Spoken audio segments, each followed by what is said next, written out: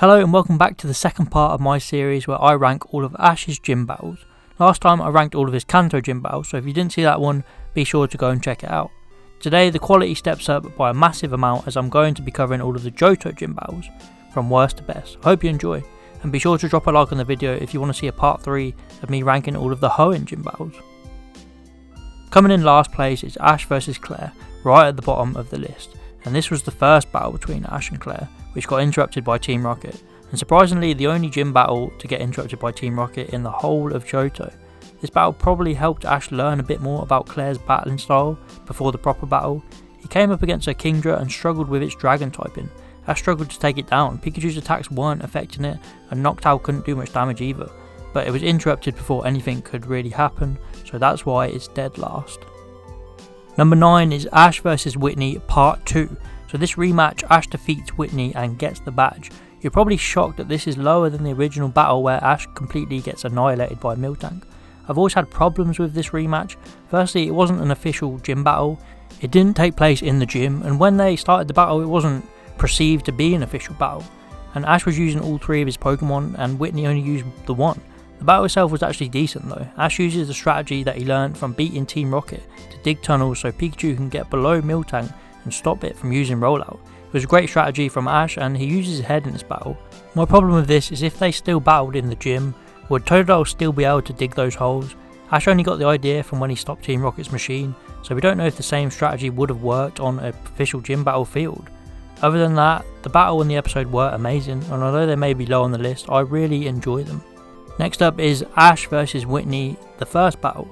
This battle was quite short in comparison to other battles. It was another 3-on-3 battle, but it didn't feel like it. Ashe's Cyndaquil easily defeated Whitney's first 2 Pokemon, and then the fun began. Whitney sent out her infamous Miltank, and the rest of the battle just seemed like a massive nod to the games about how hard Whitney's Miltank is known for being.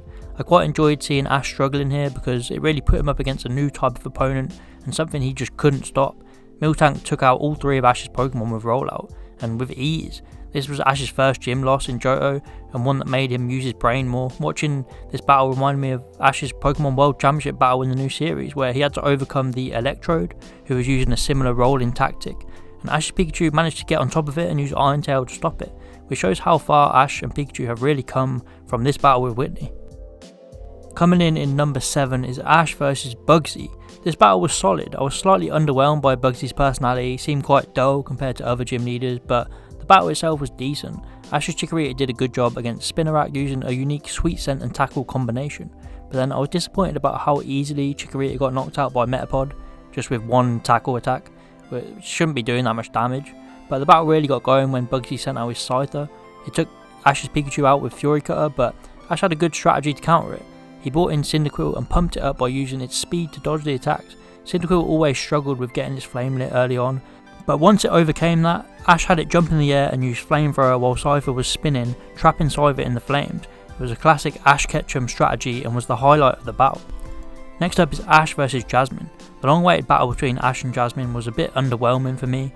The first matchup was Pikachu and Magnemite, trading electric attacks, which was quite boring. And then eventually Pikachu outclassed it with its speed, and then the second battle was a lot better between Cyndaquil and Jasmine's Steelix. Once again, Cyndaquil performs excellent in this gym battle, something that is going to be said a lot in this video. I still don't know how it didn't evolve in this series. Ashe comes up with a few good strategies using Steelix moves against it. He used the tunnels to pop out and surprise Steelix, and finally used its Sandstorm to create a fire vortex which eventually traps Steelix and takes it out. Overall this battle was fun, but not one I'd want to go back and watch too often. Number 5 is Ashe vs Chuck. This battle was the first battle to be just a 2-on-2. Until here all the previous battles were 3-on-3, so this one was very focused on a particular battle. Pikachu lost really easily in this battle, which was slightly disappointing, and it had type advantage as well, so it made it worse. It was defeated easily in 2 gym battles in a row, including Mori's, but I think the battle's main focus is Bailey versus Machoke. This head-to-head really was good. They seemed evenly matched and both refused to give up.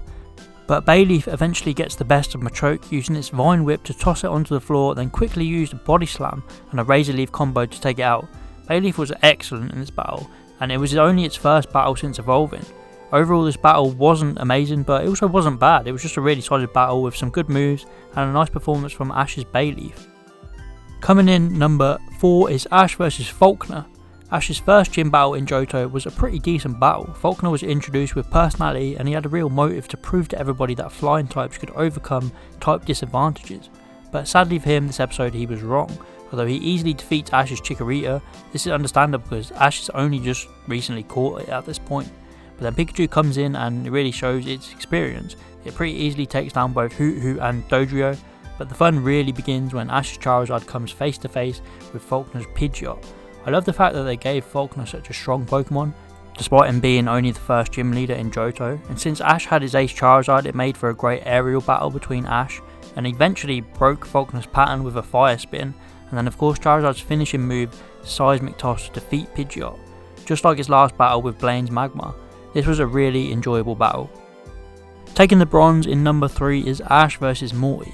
This is one of my favourite gym battles. We see so many different strategies used by both Mori and Ashe in this battle. It's so fun to watch. I have a few problems with it, like how easily Pikachu gets taken out, and also how easily Mori's ace Gengar got taken out, but it doesn't hold back the battle too much.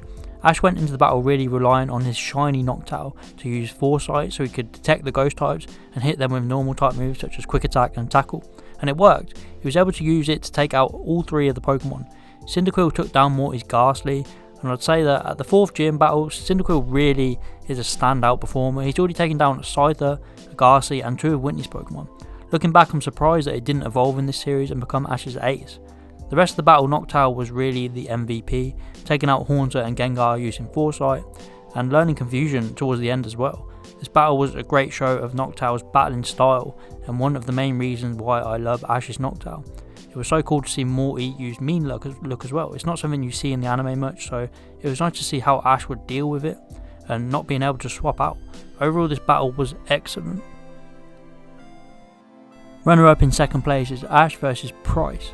I love everything about this battle. Price was such a cool, calm and collected gym leader. His personality and backstory going into the battle made it even better. The battlefield had a massive impact on this battle, starting off with Ashe's Cyndaquil underwater to try and trick Price into a close range attack with Dugong, and then Cyndaquil finished it off with a swift attack. 2 gym battles in a row, Cyndaquil put a massive performance in. He took out Jasmine's Steelix and then Price's Dugong. So once again Cyndaquil came through for Ashe, as you've heard me say plenty in this video already. Next up, Pikachu was taking on Piloswine. This battle was awesome. Piloswine refused to give in.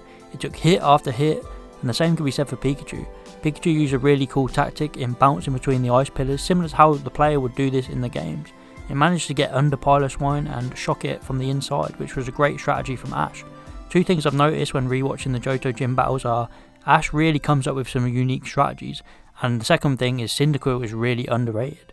It ends up with Price throwing in the towel, which shows just how much he cares about his old friend Piloswine, and it adds much more development that they set up in the previous episode. But coming in at number 1, my favourite gym battle in Johto is of course the obvious choice, Ashe vs Claire. I couldn't put this any lower because the battle is perfect. Ashe starts out by surprising us all and bringing his Snorlax back onto his team, which gives him a massive needed power boost.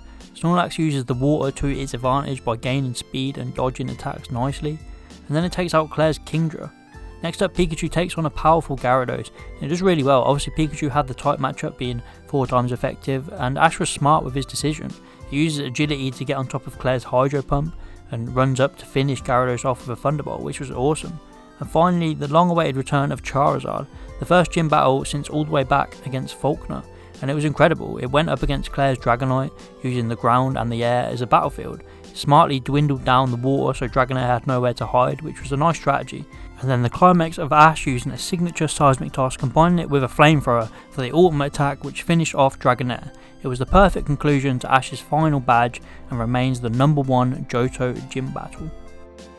Thank you so much for watching. Please let me know what you think about Ashe's Johto gym battles, and make sure to like the video if you want to see a part 3 of me going over all of Ashe's Hoenn gym battles. So please like and subscribe if you did enjoy, and I'll see you next time.